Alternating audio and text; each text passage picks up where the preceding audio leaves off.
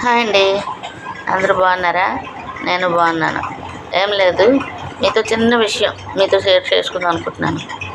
ఏం కాదండి, పిల్లల్ని పిల్లలు పుట్టాక ఎంతో మురిసిపోతారు, ఎంతో ప్రేమానురాగాలతో పెంచుతారు.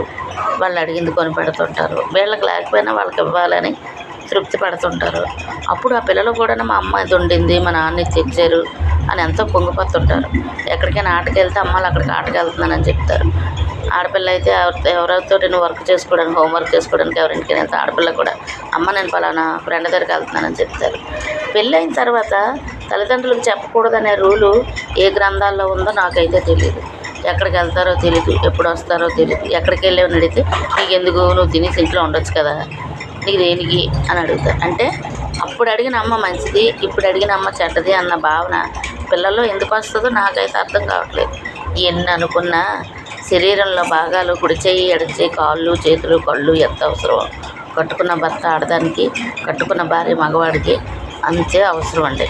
పగలంతా ఎంతమందితో ఎన్ని మాట్లాడినా రాత్రులు అయ్యేటప్పటికి ఆ భార్య లేని లోటు భర్తకి, భర్త లేని లోటు భార్యకి ఎంత తెలుస్తుందంటే అది ఎవరికి చెప్పేది కాదు, చూపించేది కాదు. ఆ నరకం నుంచి తప్పించుకోవాలంటే దేవుడు ఎందుకు అలా చేస్తాడో తెలియదు.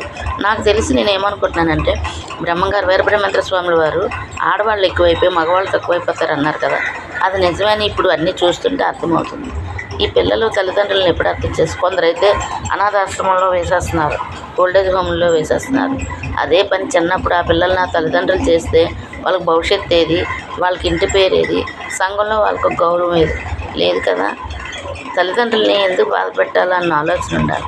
తల్లిదండ్రులకు పొద్దుట్లేసి ఏంటి అవసరమో, పిల్లలు అడిగితేనే తల్లి పాలిస్తుందా, పిల్లలు అడిగితేనే తల్లి అన్నం పెడుతుందా? కాదు కదా. వీళ్ళు ఎదిగేదాకా పిల్లలు ఆ తల్లిదండ్రులకు చిన్నవాళ్ళు, వీళ్ళు ఎదిగిన తర్వాత ఆ తల్లిదండ్రులే వీళ్ళకి చిన్నవాళ్ళు. ఇది ఎప్పుడు అర్థం చేసుకుంటుంది ఈ సొసైటీ? Thank you. అందరూ లైక్ చేయండి, సబ్స్క్రైబ్ చేయండి, షేర్ చేయండి. ఉంటామండి.